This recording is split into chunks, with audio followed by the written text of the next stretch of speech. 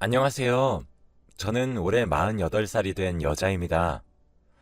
저는 현재 집안 마트에서 일을 하면서 생계를 유지하고 있고요. 저랑 딸 둘이서 살아서 어느 정도 먹고 살 정도는 돼요. 사실 저는 저희 딸을 제가 17살 때 가졌습니다. 당시에 철이 너무 없기도 했고, 당시에 남자친구도 너무 좋았어서 아이를 낳기로 결정한 후 부모님께 진지하게 말씀을 드리자마자 저는 아버지께 뺨을 맞고 집안에 먹칠을 한다며 저를 내쫓으셨습니다. 저희 아버지가 워낙 가부장적이시고 이렇게 어린 딸이 밖에서 임신이나 해오니 정말 실망을 하셨다며 앞으로 딸 없는 셈 치겠다고 나가라고 하셨죠. 저는 아버지를 설득하지 않고 저도 아버지에게 당당히 잘 살 거라고 나도 부모 없는 셈을 치겠다고 한 뒤 나왔죠. 저는 아이를 임신해서 학교도 자퇴하고 남자친구와 동거를 하려고 했고 저희는 겨우 주위 사람들에게 돈을 빌려 작은 단칸방을 하나 잡고 살게 되었습니다.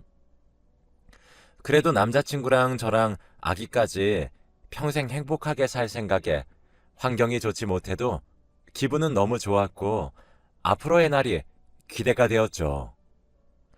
남자친구는 고맙게도 새벽부터 밤까지 하루도 빠짐없이 일을 했고 남자친구 혼자서 생활비를 버는 게 안쓰러워서 어떻게든 돕고 싶어서 만삭이 될 때까지 집에서 볼펜을 조립하는 부업을 하면서 조금씩 돈을 벌었어요. 그런데 출산을 하고 아이를 키우니 드는 비용이 정말 어마무시하고 도저히 저희가 버는 돈으로는 감당할 수 없을 정도로 큰 액수의 비용이 들었죠. 그래서 저희는 돈 때문에 자주 싸우게 되었고, 그럴 때마다 남자친구는 연락 두절이 된 상태로 집을 나가서 들어오지 않는 경우가 태반이었습니다. 저는 그럴 때마다 신생아 아기를 혼자서 감당해야 하는 게 너무 벅찼고, 남편을 사랑하는 감정도 점차 줄어들게 되어 더 이상 같이 살고 싶지도 않았죠. 그런데 어느 날 일어나니 남자친구가 없었고 편지 한 장만 남겨둔 채 그는 사라졌어요. 연락을 해도 당연히 받지 않았고 실종 신고를 하려고 하면 사유가 있어야 하는데 사유에도 해당이 되지 않아서 저는 아무것도 할 수 없었죠. 남자친구는 친구도 없었고 주위에 아는 사람이 없어서 남자친구가 다니는 회사에도 찾아가 보았지만 모른다는 대답뿐이었습니다. 편지 속 내용은 도저히 힘들어서 못 살겠다며 아기 잘 키우라며 혼자 두고 가서 미안하다는 내용밖에 없었죠. 저와 남자친구는 혼인신고를 한 것도 아니라서 정식적인 부부관계는 아니기 때문에 남자친구는 쉽게 저와 아이를 떠나간 것 같아요. 저는 남자친구 하나만 믿고 집도 나오고 학교도 자퇴했는데 이렇게 떠나가니 저는 제 딸을 안으면서 보육원에 보낼 생각까지 하며 솔직히 고민했지만 너무 예쁘게 자고 있는 아이가 부모 잘못 만난 죄 때문에 고아 소리를 듣게 하는 건 싫어서 저는 혼자서라도 살아보려고 했습니다. 잠도 자지 않고 하루 종일 일만 했고 아기를 포대기에 메고 새벽에 목욕탕 청소 일을 하거나 우유 배달을 하면서 돈을 벌었고 점심이나 저녁에는 식당에서 설거지 일을 하면서 생계를 겨우 유지할 수 있었어요. 처음에는 아기를 포대기에 메고 일을 한다고 하니 전부 극구 반대하면서 안 된다고 했지만 제 딸은 워낙 착해서 울지도 않고 참하게 잘 있어서 방해도 되지 않았기 때문에 사람들이 제 딸을 많이 좋아했죠.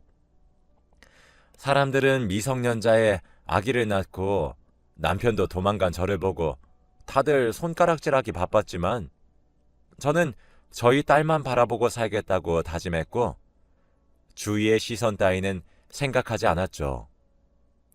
이렇게 보잘것없는 엄마 밑에서 자란 아기가 지금은 어느덧 30살이 되었습니다. 숙녀가 되긴 했지만 제 눈에는 아직 어린 아기 같아요. 저희 딸은 저한테 손 하나 안 벌리고 나름 좋은 직장에 취직해서 돈도 어느 정도 잘 벌고 있어요. 딸은 저한테 용돈을 주면서 이제 일하지 말고 자기가 주는 용돈으로 살라고 말하지만 저는 딸 몰래 지금도 일을 하면서 돈을 벌고 있어요. 제가 먼저 죽으면 제 딸이 물려받을 재산이라도 만들어 주려고 딸이 주는 용돈도 거의 쓰지 않고 모으면서 마트에서 아르바이트도 하면서 지내니 제가 죽으면 딸에게 당당히 재산을 주면서 이 돈으로 행복하게 살라고 할 수 있을 정도의 돈이 대충 모아졌어요. 그런데 딸이 이제 나이가 어느 정도 차니까 결혼이 얼른 하고 싶었는지 자신이 사귀고 있는 남자를 데려오겠다고 하는 겁니다. 저는 평생 딸과 함께 둘이서 행복하게 살고 싶었는데 딸이 이렇게 떠난다고 생각하니 너무 슬펐죠. 그런데 딸이 데리고 온 남자는 외국인이었고 무려 나이도 10살이나 차이가 나서 저랑 8살밖에 차이가 나지 않았어요. 저는 너무 놀랐죠. 저는 옛날 사람이라 그런지 10살이나 차이가 나는 사람이랑 결혼을 한다는 것이 이해가 되지 않았고, 그리고 무엇보다 외국인이라서 만약 결혼을 하게 되면 저희 딸이 너무 힘들 것 같았거든요. 그 사람의 첫인상은 제 또래 같아 보였고 제 딸의 남자친구 느낌이 아니라 삼촌 느낌이 더 강해서 당황을 했어요. 그래도 티는 내지 않고 그래서 둘이 어디서 만났어? 아, 나 얼마 전에 제주도로 여행 갔다 왔잖아.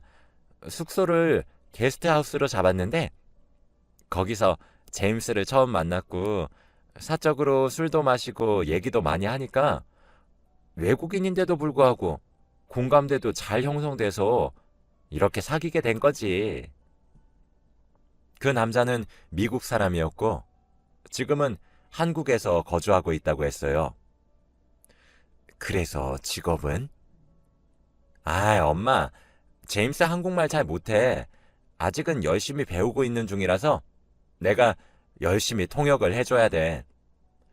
제임스는 지금 건축 일을 하고 있고 한국에서 자리 잡고 있는 중이라 만약 우리 결혼해도 한국에서 살게 될 거야. 결혼이라니? 우리 결혼할 거야, 엄마. 저는 아직 허락도 하지 않았고 제임스라는 남자는 한국말도 하지 못했기 때문에 저희 딸이 고생할 게 뻔해서 저는 무조건 안 된다고 연애까지는 좋지만 결혼은 절대 안 된다며 손사래를 치며 반대했어요. 딸은 엄마 왜 안 돼? 내가 이 사람이랑 잘 살 수 있다잖아. 내가 아빠 없이 자라서 얼른 아기 낳고 우리 아기 아빠 있는 가정에서 키우고 싶단 말이야. 내가 아빠 없이 자라서 얼마나 외롭고 쓸쓸했는지 알아? 저는 딸의 말에 정말 충격을 받았지만 그래도 결혼은 절대 안 된다고 했죠. 딸은 끝까지 화를 내면서 제임스 아니면 절대 결혼 안 할 거라고, 결혼 안 시켜주면 다신 엄마 안 볼 거라며 악담을 하고 제임스 손을 잡고 집을 뛰쳐나갔습니다. 저는 딸의 말을 듣고 살짝 흔들렸지만 그래도 10살 차이 나는 남자의 한국말도 못하는 외국인 사이를 집에 들이고 싶지는 않았기 때문에 허락을 해주지 않았죠. 저는 딸과 함께 둘이서 사는데 딸이 며칠 동안 집에도 들어오지 않고 제 연락도 받지 않아서 무슨 일이 생긴 건 아닐까 걱정이 되었어요. 그런데 어느 날 누가 저희 집 초인종을 눌렀고 현관문을 여니 제임스가 있었습니다. 그 사람은 한국말을 못해서 휴대폰으로 번역기를 쓰면서 제게 말을 했고 편지 한 장을 제게 건네주고 인사를 하고 돌아갔는데 편지 내용에는 딸은 지금 자기랑 같이 있고 잘 있으니 걱정하지 말라는 말과 제 딸과 결혼 후에 어떻게 살아갈 것인지 계획과 지금 자신이 통장에 얼마가 있는지 그리고 자신의 성격과 제 딸을 처음 만났을 때 어땠는지 등 굉장히 상세하게 자신의 이야기를 써내려갔죠. 제임스는 제 딸을 보자마자 첫눈에 반했다고 했어요.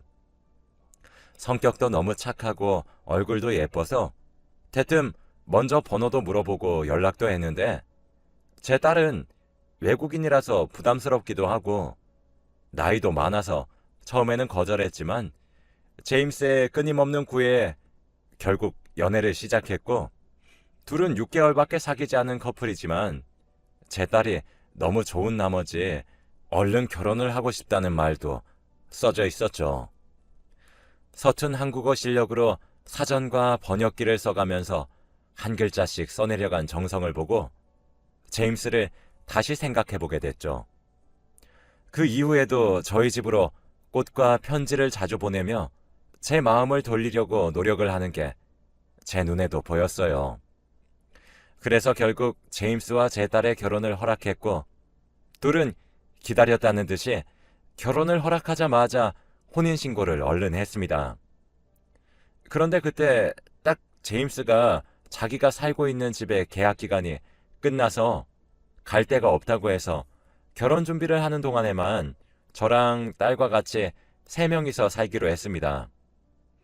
바로 신혼집을 구해도 되는 상황이었지만 딸이 떠나면 혼자 있을 저를 위해서 같이 지내도 되는지 제임스가 먼저 물어보았고 저도 혼자 사는 것은 너무 외로울 것 같았기 때문에 좋다고 했죠. 아주 잠시지만 3명이서 살고 사위도 생기니 얼추 집안의 분위기가 좋아지고 생기가 가득해졌어요.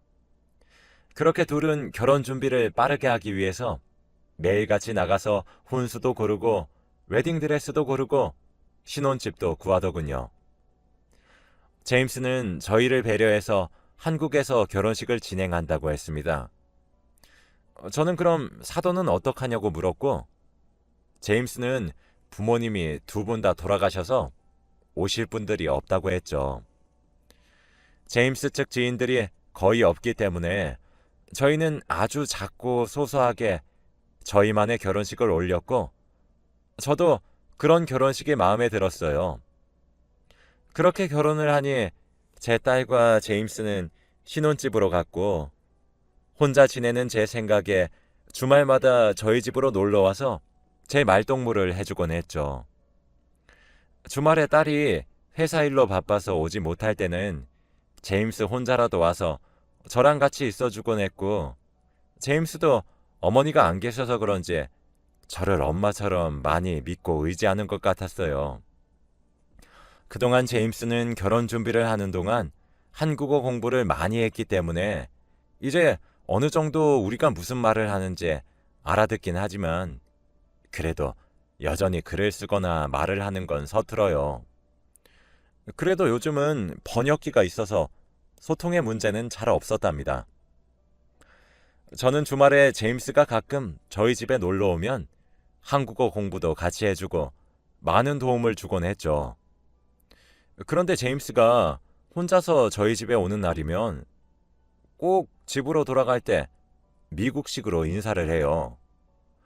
그런데 제 딸과 같이 저희 집에 오는 날에는 저한테 한국식으로 허리만 굽히면서 인사를 했죠. 저는 처음엔 의아했지만 제임스가 미국 사람이라서 아직 한국식 인사에 적응을 못해서 그런가 싶었죠. 그래도 저는 미국식 인사를 배워야 제임스도 좋아하겠다는 생각에 미국식으로 인사하니 정말 제임스도 좋았는지 해맑게 웃더라고요. 그렇게 저는 제임스와 더욱 친해졌고 대부분 장모라고 하면 거리를 두면서 불편하게 생각하는데 제임스는 오히려 저를 너무 다정하게 대해줘서 고마웠죠. 전 평소처럼 마트에 출근을 했고 아르바이트를 하는 도중 모르는 번호로 전화가 오더군요. 저는 원래 모르는 전화는 잘 받지 않는 성격이지만 그래도 그날은 왠지 모르게 그 전화를 받아야만 할 것 같은 기분이 들었어요. 저는 조용히 화장실로 가서 여보세요? 라고 하니 혹시 김지연 씨 보호자분 되세요? 여기 응급실인데 김지연 씨 단축번호에 저장된 번호로 전화 드렸거든요. 지금 당장 와주셔야 할 것 같은데요. 라고 말하더군요. 저는 전화를 끊고 황급히 응급실로 달려갔는데 달려가는 내내 제 딸을 잃을까봐 너무 두렵고 무서웠습니다.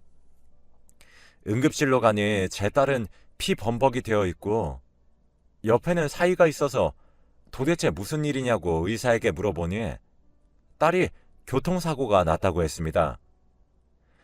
딸이 퇴근을 하고 신혼집으로 돌아가면서 신호를 위반한 화물 트럭과 크게 부딪혀 차가 3번이나 뒤집혔고 저희 딸이 지금 숨을 쉬고 있는 것도 기적이라고 했습니다.